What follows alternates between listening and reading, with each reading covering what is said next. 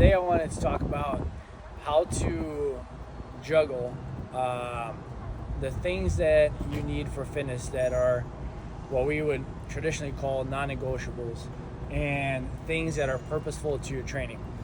So the first step is defining what each of these are, right? So when we talk about the non-negotiables, we talk about the 9 basic lifestyle habits that I've talked about. So sleep, digestion, relationships, mindset, knowledge, which is just making sure your brain is working, your hydration, your sunlight, your movement, and your breath. So those are all things that are basic to being a healthy, fit person.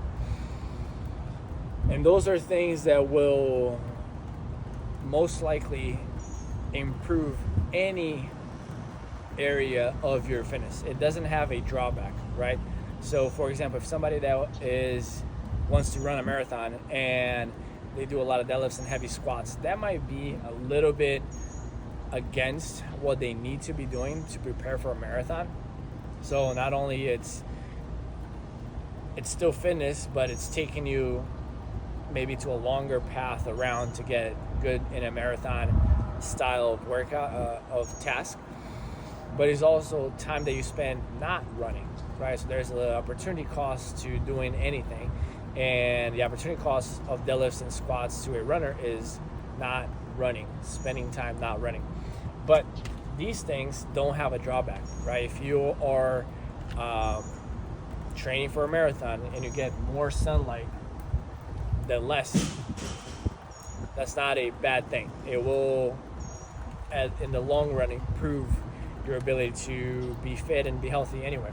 If you have good hydration, not a drawback, right? And then basic levels of some other things, right? So a non-negotiable thing should be having enough mobility. Another thing that will most likely, if you struggle with it, there's such a thing as too much mobility, right? Too mobile. But if you struggle with mobility, work on mobility, there's not going to be any drawbacks to it. It's not something that's going to make you sore or tired. That's not going to keep you from doing your purposeful training. Some endurance capacity, right? So being able to go up the stairs without losing your breath is a basic endurance capacity. If we train really hard to the point of losing your ability to do anything in an endurance capacity, that is going to have some serious drawbacks to it. So that's why endurance capacity is in the non-negotiable column. Lean muscle mass, lean body mass, those are pretty self-explanatory. Have enough muscle, right? We know it's a longevity paramount thing to have enough muscle, and being pain-free and being able to move in space pain-free. Those should be the non-negotiables.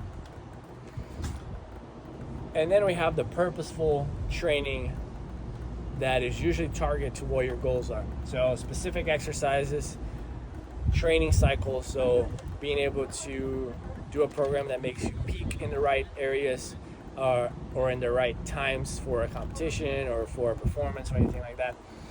Practice time, so leave enough time for you to practice the skill necessary to perform, right? So if you're a basketball player, not only are you going to have some training exercise that you need to do to become fitter, but also you're going to have some time where you're shooting the basketball, passing the basketball, running plays. Practice time. Body composition. Not only body composition helps you be more athletic and be more fit, but some sports have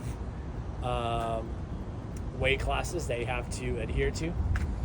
And then the last two things are real life scenario exposure. So if you are preparing for a marathon in elevation and you live in Florida, then one thing that you might want to do is put yourself in the same scenario. If you have a soccer game that's going to be played in Florida in the summer and you're living in Canada and it's winter time, you might want to put some real life exposure and start practicing with the heat. And obviously recovery time. We have to allocate time to recovery. So how do we juggle the things that we need to do for our goals with the things that we should all do when it comes to basic health and fitness? That's a tough question, because a lot of times this is the hardest thing for people. This is the fun part, right? Getting to play your sport, getting to do the exercise that you want to be better at. That's the fun part. You go to the gym, you work out for 2 hours, then you go home. This is the hard part. Making sure you're getting enough sunlight when you have a 9-to-5 job and it's in an office. Making sure that you have good mindset if you're surrounded by people that maybe are not the most positive ones. Getting enough sleep when you have deadlines at work. These are the hard things. The nutrition, right? The things that you have to do more than 2 hours a day. So a lot of people will spend the energy and the time doing these things, and obviously doing life. But the few things that you want to keep in mind is that there's going to be a point of systemic fatigue. And systemic fatigue just means that your overall energy expenditure, resource expenditure is coming to a point where you can't replenish as much as you're wasting. If you work out a lot and you play your sport a lot and you do a lot of that, eventually you're gonna have time where you ran aground, right? That you just hit that wall. These things usually not only will increase your capacity to do things, right? So if I have good digestion and I'm having good hydration and I get enough sleep and I have a good mindset and I move well, I have a bigger capacity to handle things. And these things are by nature recovery things. So a better way to recover from exercise, from spending energy, is a walk outside on the sun, maybe listening to some somewhat calming or like excitable music, getting some electrolytes in, right? Or taking a nap and getting to bed earlier. These things will not only increase the amount of capacity you have to do this, but also are ways to recover from this activity.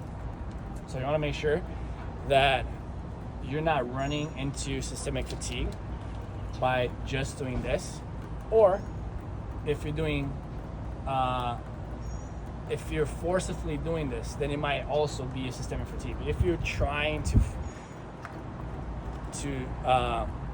if you're forcing yourself to find time to sit down and meditate, if you're trying to force yourself to spend 2 hours meal prepping on a Tuesday night, you're trying really hard to get these things done, but that might be causing more stress, right? Then again, you're gonna run into some systemic fatigue. Second thing is you wanna make sure that you understand your weakness and limitations.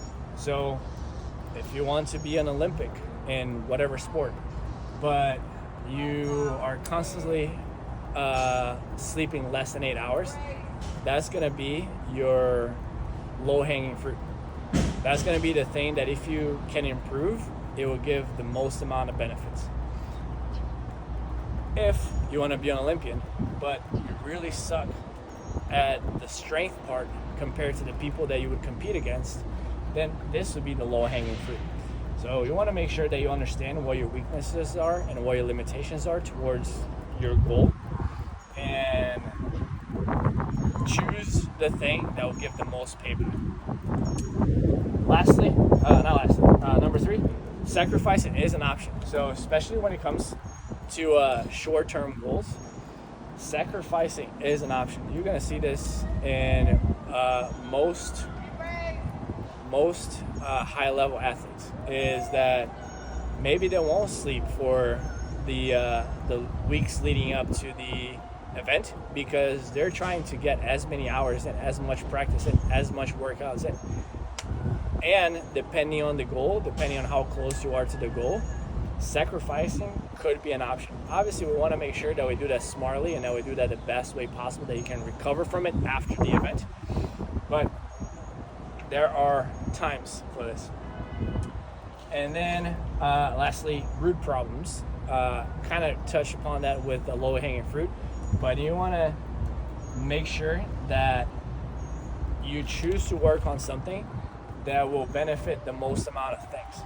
So if you get enough sleep and you get enough water and your relationships are good and you work your brain out and you get enough movement, but you are struggling with some digestive issues and you're not getting enough vitamins and minerals because of that, and that is affecting how you train and how much force you can produce during your training sessions and how much you recover, then that is a root problem. That is a problem that can, by fixing that, improve other things at once.